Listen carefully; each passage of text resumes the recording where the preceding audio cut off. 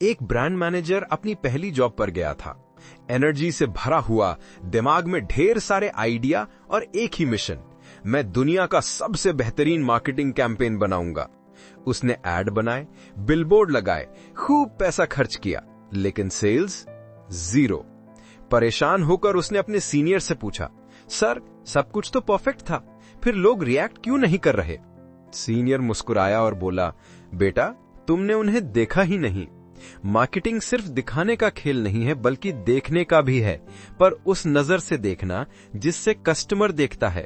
और यही है सेथ गॉर्डन की किताब दिस इज मार्केटिंग के chapter 2 the marketer learns to see का सार।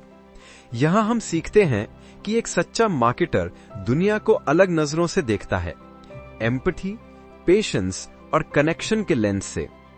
Chapter 2 the marketer learns to see हमें बताता है कि एक मार्केटर का सबसे बड़ा स्किल सेलिंग नहीं होता, बल्कि सीइंग, यानी देखना, समझना, महसूस करना और दूसरे के नजरिए से चीजों को देखना होता है।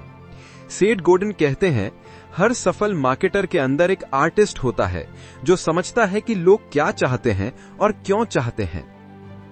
आज की मार्केटिंग सिर्फ ध्यान खींचने का खेल नहीं है, ये रिस्पेक्ट और पेशेंस की कला है।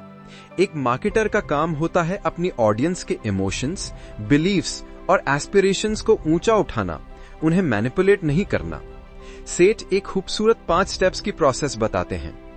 पहला, इन्वेंट, कुछ ऐसा बनाओ जो लोगों की जिंदगी में असली वैल्यू और मीनिंग लाए। दूसरा, डिजाइन, उसे एक खास ग्रुप के लिए डिजाइन करो, सबके लिए नहीं। तीसरा, टेल अ स्टोरी, ऐसी कहानी सुनाओ जो उनके सपनों से जुड़ जाए। चौथा, स्प्रेड द वर्ड, अपना संदेश उन लोगों तक पहुंचाओ जिनके लिए ये मायने रखता है। पांचवा, शो अप, लगातार जुड़े रहो क्योंकि भरोसा बनने में समय लगता है। हर मार्केटर अगर ये 5 कदम अपनाए तो वो बेचता नहीं बल्कि सेवा करता है। सेठ कहते हैं, मार्केटिंग तब सफल होती है जब आप संस्कृति को समझते हो और उसमें योगदान करते हो। यानी आप सिर्फ अपना प्रोडक्ट नहीं बेच रहे, आप एक कहानी बेच रहे हो जिसमें लोग खुद को देख पाते हैं।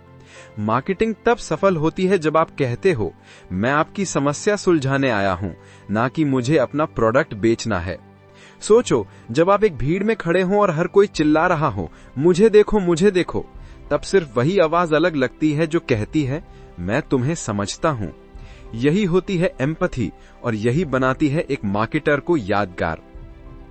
अपनी ऑडियंस के जूते पहनकर देखो, यानी उनकी जगह खुद को रखो। उनके रोजमर्रा के स्ट्रगल्स को ऑब्जर्व करो। क्या उन्हें खुश करता है, क्या उन्हें फ्रस्ट्रेट करता है? एक नोटबुक लो और लिखो, उन्हें सच में क्या चाहिए। मार्केटिंग की शुरुआत ऑब्जर्वेशन से होती है, एडवर्टाइजमेंट से नहीं।